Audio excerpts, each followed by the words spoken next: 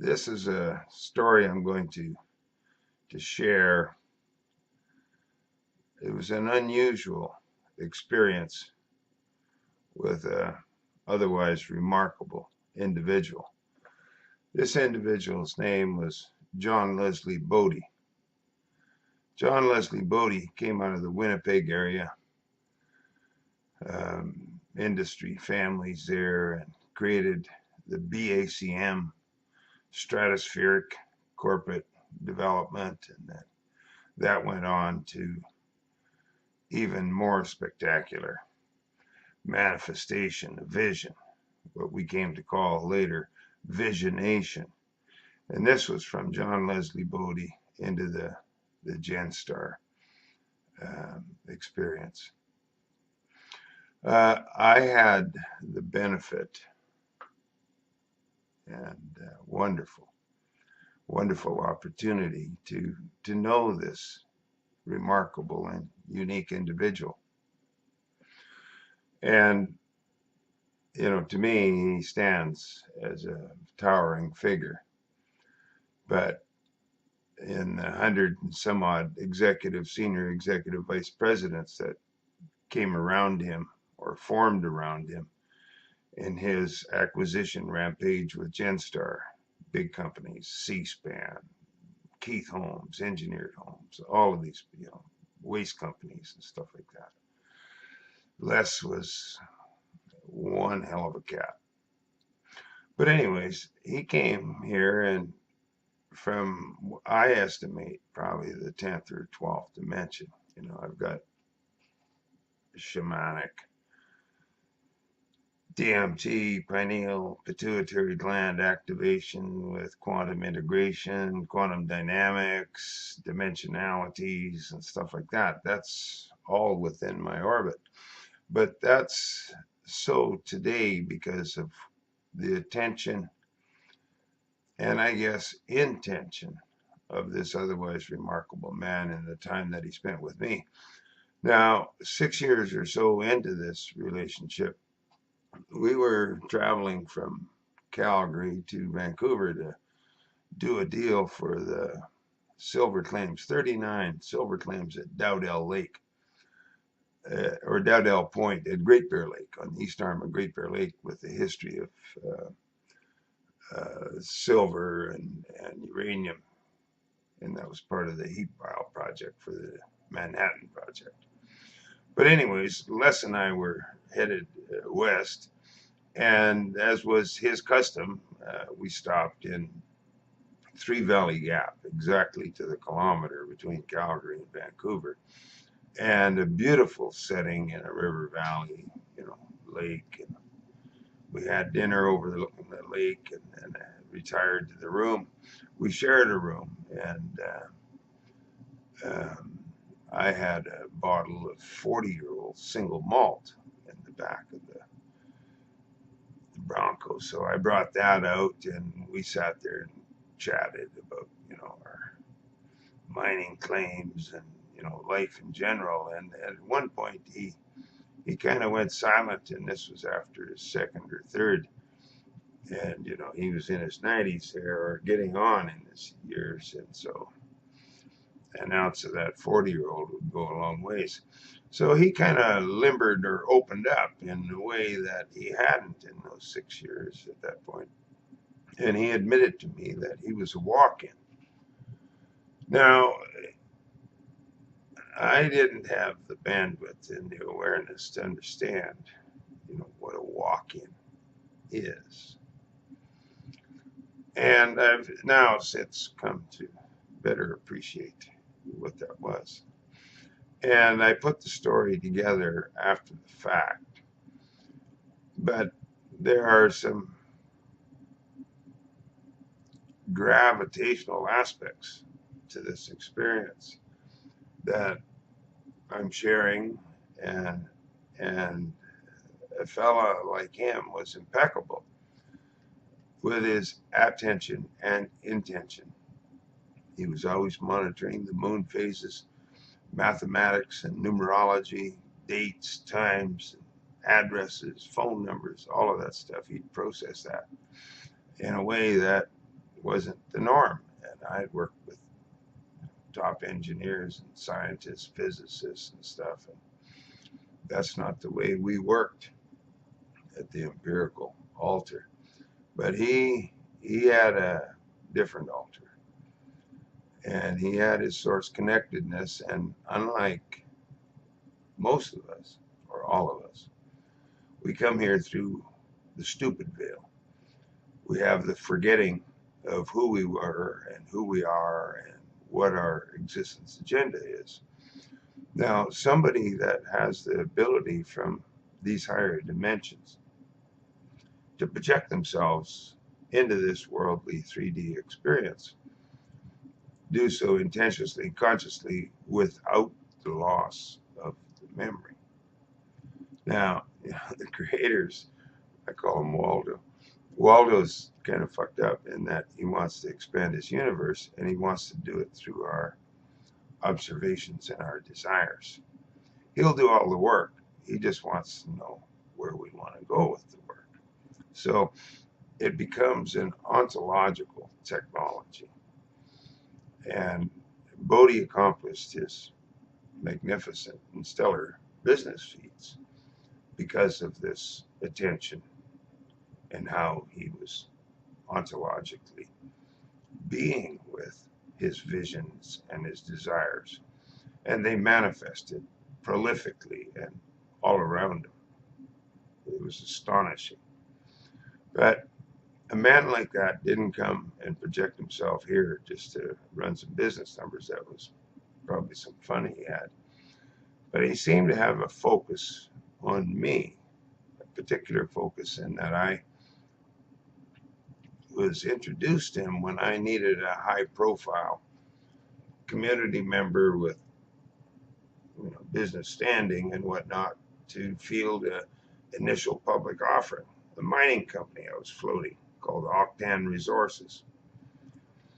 So Bodie had a problem in that he had cancer, and he wanted access to our native healing philosophies and modalities. He tried all the modern medicine and whatnot. And John Leslie Bodie I, the prior occupant of the entity, had exhausted all of that. But with the native knowledge that I was able to share with him in Sweat Lodge, we went to a sweat lodge at Whitefish. And he was talking to the elders, and I don't know, it sounded like tongues to me. And but he came out of there with the information that he needed to heal himself, and he was able to get a spontaneous remission and go on and live many more years.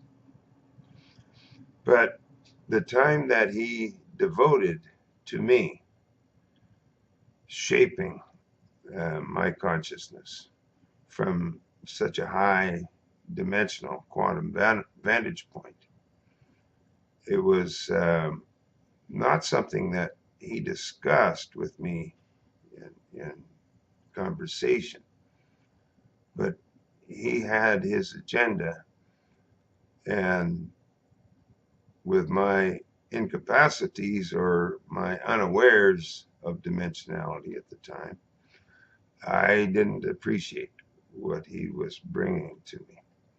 I now have a better appreciation for John's gift, Les's gift. And he brought a vision, and he encoded that vision in me. He trained me as a visionary. I see what's not apparent to the common perspective. That makes me a visionary. Visionary is not something you wake up one day and decide, you're finishing your college and maybe considering a career choice. Visionary. It's a ridiculous thought, and I didn't have that thought. But I found that I could see insightful intelligence and information with a shifted perspective, and Bodie helped me with that. I went on to learn about the pineal and the pituitary gland, and as a modern day gold making alchemist, I can share that when we kick up our bandwidth with these high bandwidth resources from these glandular secretions, that this conversation is running about 2,000 bytes per second, but we can kick it up to 2 to 4 billion bytes per second. So to the alchemist, from an empirical, logical perspective, these are incomprehensible data sets. But when you get the juices going, the God juices of the pineal and the pituitary, you'll achieve a blink out dosage and then blink back in to these 2 to 4 billion bytes per second. And, at those bandwidth, incomprehensible data sets like making gold is child's play.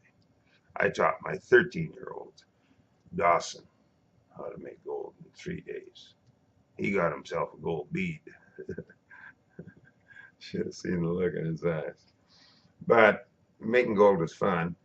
There are other fun things to do.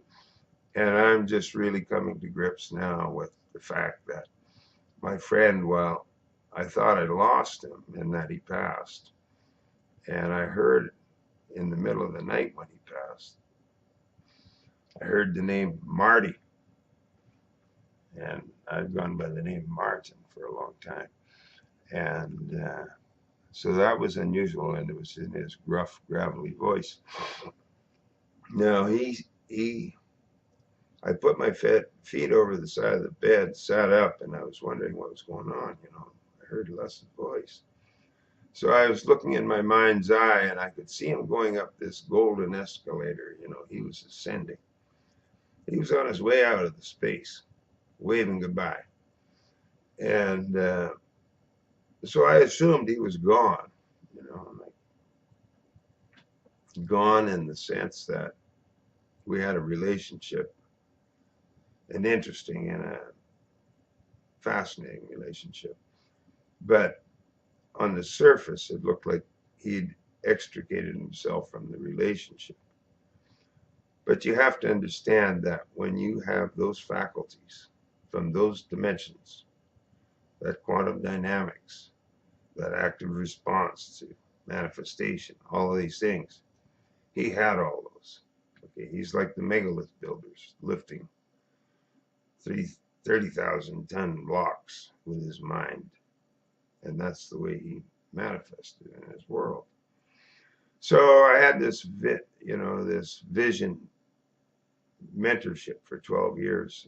And it's taken me a while to figure out, just what his intentions were, and where that leaves us today. Humanity's at a juncture to, I guess, maybe even for the first time, or maybe a few times, but restate its cosmic sovereignty. And I really get it that was the game that Les went dimensional down into our material domain to set in motion. From that vantage point, he saw an inequity in the interventions, and these interventions go back millions of years. And these interveners have put us in a pretty difficult situation, totally under their power and control and influence. And now we're on the moment that Les saw in his vision for the betterment. A time where we claim that sovereignty. We act like adults. We worship and honor men of integrity. We want our community, our families, to be able to pursue their lives and dreams. Going back with a context to our existence agenda, we come here from these higher dimensions into this materiality. It's a maturation, experiential game. But with that, we expand the Creator's universe. So my friend Waldo, he gets his end of it and we get ours. But can you hang in the joy as you watch it materialize around you? Back to the Caltech double slit quantum mechanics experiment. It's just the observation that changes quantum potentiality into particles, particularity. Okay, that coherence is from just your observing. There's nothing you had to do. The power of the universe, the Creator, is working through you. You are a fractal interpretation or representation of that Creator. These things materialize and manifest in the proclivity and to the extent that Bodie did in his short time here. These solutions are needed now. Well, I don't know if they're needed, but we're going to do them now. Thank you.